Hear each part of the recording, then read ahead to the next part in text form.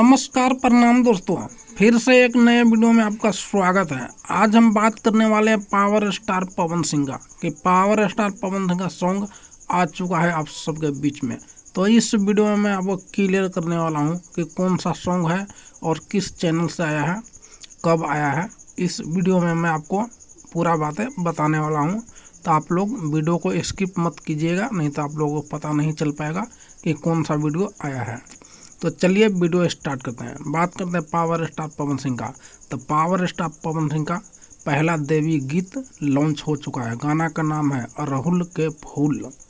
आ चुका है मार्केट में। अम्मा फिल्म्स यूट्यूब चैनल से आया है। आप लोग नहीं देखे हैं तो देखिए, ढेर सारा प्यार से